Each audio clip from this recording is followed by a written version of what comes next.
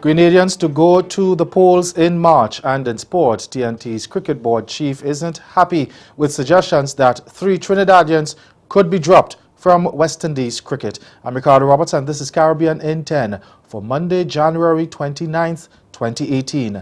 I'll be back with the details after the break. Did you know that a strategy has been developed to help improve the region's education and human resources? You didn't? Well, the HID strategy, as it is called, will guide CARICOM in how it delivers quality education and training to the people of the region. The strategy has been crafted by a group of experts called the HRD Commission. Consultations have been done across the region to get your input. Do you know that none of us will be left behind? The HRD strategy is important to all of us, students, parents, and employers. It will prepare the region, especially the youth, for the 21st century economy and society. The HRD strategy, unlocking Caribbean human potential.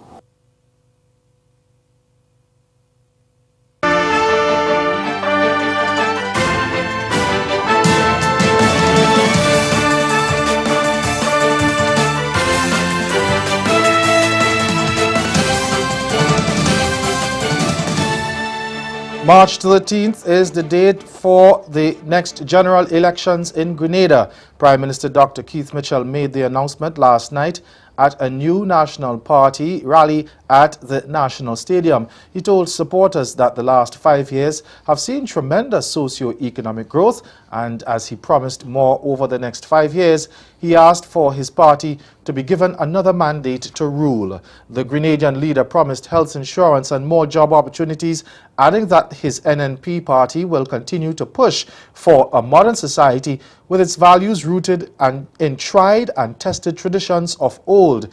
He said the prospects for oil and gas exploration also look exciting. Today is the final day for voter registration and nomination day will be February 20th. Mitchell is looking to repeat the 2013 election results when the NNP won all 15 seats, defeating the incumbent National Democratic Congress headed by then Tillman Thomas.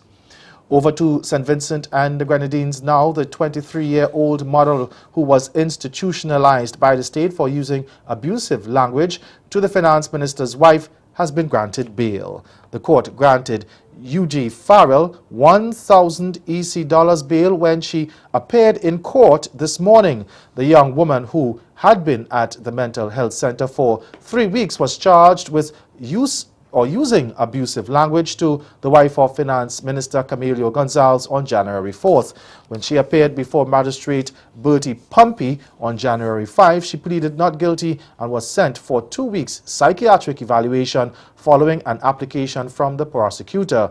Since her hospitalization, Farrell has made a number of allegations, including that she had been in a relationship with the 44-year-old minister that ended in 2016. The institutionalization of the former model caused outrage across St. Vincent and the Grenadines, particularly on the human rights front. Barbadian Queen's Counsel Andrew Pilgrim is leading her defense. Grant Connell, the attorney who has been representing Farrell since her arraignment she said he had been contacted by several senior attorneys throughout the Caribbean who expressed their willingness to render their legal services free of cost. The matter has been adjourned to December 17th. Another prison officer has been murdered in Trinidad and Tobago, this time in broad daylight in the center of the capital city. Devendra Budram was on his way home when he was gunned down. As we hear in this report from CNC3's Akash Samaru, it came days after a video threatening that a prison officer would die went viral. It happened just a few meters from the Port of Spain prison. Devendra Budram's over 20 years of service came to a tragic end after he was shot and killed while driving his silver Honda vehicle. Now, Budram's murder comes just 3 days after a video surfaced on social media showing prison officers restraining and hitting inmates at the Port of Spain prison during a search exercise. It also comes on the same day that another video emerged on social media saying that there would be repercussions from the actions of the prison officers a few days ago, even saying that an innocent prison officer may have to die. Some innocent turnkey go and lose his life. Some innocent man will leave his family home. We're doing the work decently and discreetly. Going and come to work and lose his life. Responding to messages sent by CNC3, the prison commissioner says he was trying to prevent another incident like this. In response to our question about what measures can be put in place to prevent further killings, Mr. Wilson said, quote, "What measures can I really put in place in a lawless society?" The officer was on his way home to his family, end quote. 2 prison officers have been shot and killed in the last year. There were several other gun attacks against prison officers. And stay with us, your Midday Sport is next.